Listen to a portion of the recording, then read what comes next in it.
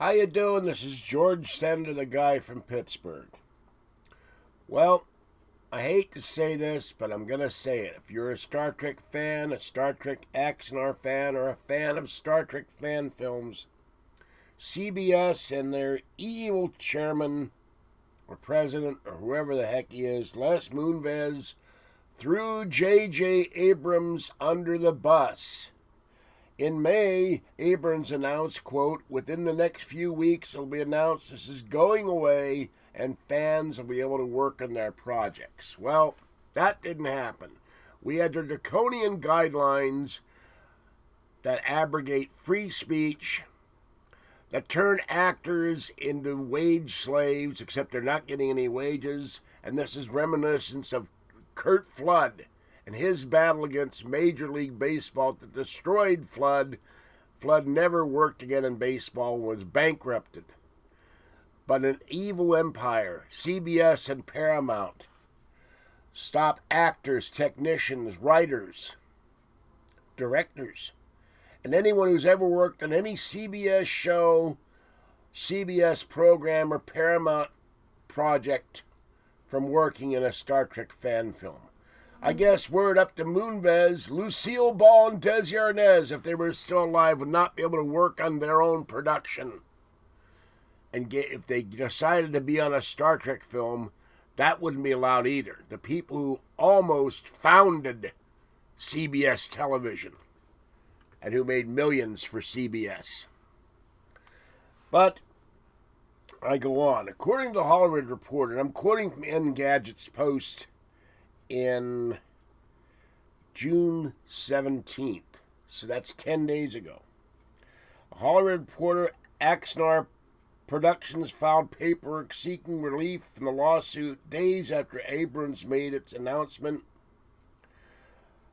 going so far as to include Abrams' statements in their motion to dismiss. Paramount and CBS filed a response to the production team's counterclaim, indicating the lawsuit is still moving forward, including a full accounting of every one of the fan film's individual copyright infringements. So this isn't going away. They're still suing.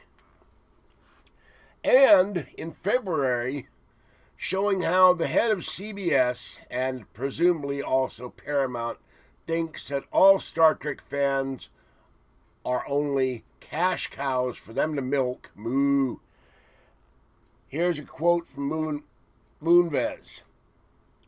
Adam B. Very on BuzzFeed said, CBS head Les Moonves was upfront on why he was putting the forthcoming TV series on the network's own $5.99 per month streaming service. We know there are so many millions of Star Trek fans that will pay for this, Moonves told a media conference in February. So in other words, it's $6 a head, or a credit, or a tribble. They'll milk you for every dime they can. They don't care about you as fans. They don't care about you as individuals. You're just money in the cash register. So that's where it is here. Now, what I'm going to do, if you give me a second, if you want to write CBS, and it's much better to write them as a stockholder, so I'm going to give you, and I'll put this in the description. Here is CBS's address. CBS Headquarters. This is straight off the CBS website. 51 West 52nd Street, New York, New York, 10019-6188. The phone number is 1-212-975-4321. Now, I won't say you should jam their phone lines,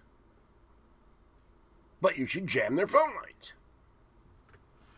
Call them up and tell them what you think. Write them a letter. And I think that with corporations like this, megalithic corporations that tell us what to do in every aspect of our lives, or corporations that poison us with GMO products and don't care about Americans and don't care about people, they only care about profit. In fact, Les Moonves is probably the new Grand Nagus of profit. So what you do better off to do, because they pay more attention to the stockholders, is buy CBS stock and write them as a stockholder. And when their annual meeting comes up, whenever that is, show up as a stockholder and voice your opinion at the annual meeting. But here's their investor relations address: 51 West 52nd Street, New York, New York, 10019. And it's investor relations at cbs.com, 1-877-227-0787. So, we have a chance as fans, as people, as Americans and fans around the world, to make history happen again. In 1968, fans made Star Trek come back to the air. They sent 2 million letters, not counting all the thousands of phone calls, to NBC, and NBC backed down. And Star Trek was kept in the network for one season.